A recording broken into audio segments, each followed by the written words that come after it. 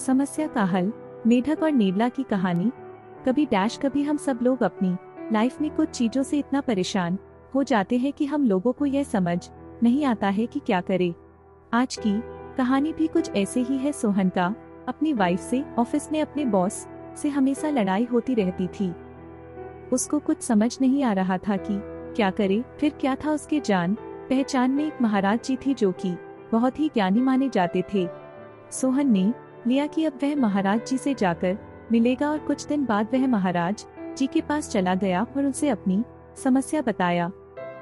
महाराज जी मुस्कुराकर बोले, तुमको नेवले के बारे में पता है? सोहन बोला, नहीं पता है।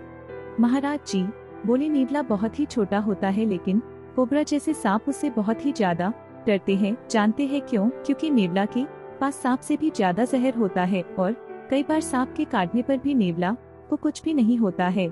इसके बाद सोहन ने बोला, महाराज जी मुझको कुछ भी समझ में नहीं आ रहा है।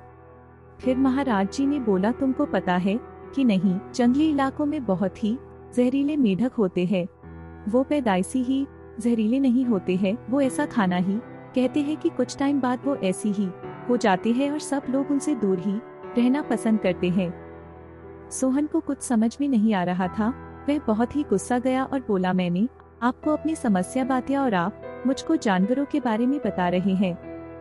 महाराज जी समझ गए थे कि इसको अभी भी समझ में नहीं आया। फिर महाराज जी ने बोला, देखो, या तो तुम नेवले की तरह बनो कि कोई भी कुछ बोले अपने आप को अंदर से मजबूत बना लो, या फिर तुम उस मेढक की तरह बन जाओ जो इतना जहरीला होता है कि लोग भागने लगते हैं। सोहन उनकी बात को समझ चुका था और उसने वैसा ही करना स्टार्ट कर दिया और आज वो बहुत ही खुश है। तो दोस्तों, इस कहानी से हम लोगों को यही सीख मिलता है कि कभी भी लाइफ में समस्या से घबराना नहीं चाहिए। सुख और दुख तो जीवन का आधार है। आपको यह कहानी कैसी लगी नीचे कमेंट करके बताएं और इसी तरह की रोचक और अलबेली कहानियां देखने के लिए इस चैनल को सब्सक्राइब करना ना भूलें।